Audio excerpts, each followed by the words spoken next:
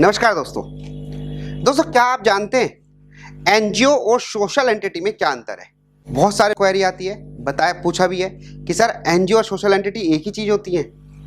तो ये कंसेप्ट कहाँ से आया? अभी मैंने एक वीडियो दी थी आपको, जो 17 सस्टेनेबल गोल है यूएनओ के, वहां से ये वर्ड अभी नया इंट्रोड्यूस हुआ है।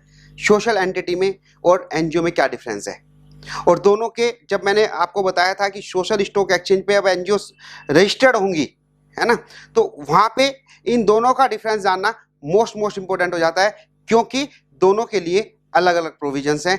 लिस्टिंग के जो प्रोविजन है दोनों के लिए अलग अलग है। तो दोस्तों, क्या डिफरेंस है एनजीओ में और सोशल एंटिटी में? बड़ा माइन्यूट सा डिफरेंस है, लेकिन आप लोगों को पता होना चाहिए। क्योंकि आने वाला टाइम जब मैंने बताया एनजीओ की लिस्टिंग होनी है, तो वहां पे ये मोस्ट वैल्यूएबल कंसेप्ट बन जाता है। तो ये बेसिक नॉलेज आपको होनी चाहिए, और इस वीडियो के थ्रू मैं आपको यही बताने वाला हूं कि सोशल एंटिटी और एनजीओ में क्या अंतर है। दोस्तों, एनजीओ नॉन गवर्नमेंट ऑर्गेनाइजेशन में मैं हमेशा कहता हूं एक ऐसा ऑर्गेनाइजेशन जो लोगों के डेवलपमेंट के लिए काम करता है, चाहे वो किसी भी फील्ड में काम करता हो, लेकिन उसका ऑब्जेक्टिव प्रॉफिट मोटिव नहीं होना चाहिए, प्रॉफिट अर्न नहीं करना चाहिए। उसके जो भाव है, उसके जो पीछे फोर्स है, वो लोगों का डेवलपमेंट करना है, लेकिन प्रॉफिट अर्न नहीं करना।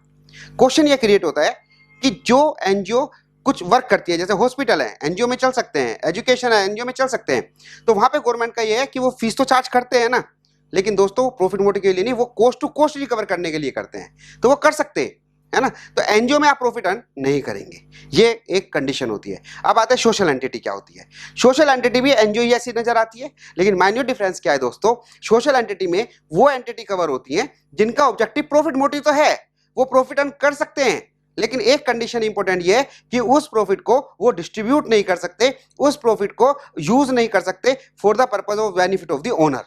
उस प्रॉफिट को आपको सोशल एक्टिविटी में ही यूज करना पड़ेगा, जिसके पर्पज से आपने सोशल एंटिटी को बनाया है। तो ये तो है, एक में आप प्रॉफिट अर्न नहीं कर सकते, दूसरे में प्रॉफिट आएगा, आप अलाउड हैं, लेकिन वो सारा का सारा प्रॉफिट किस में यूज होगा?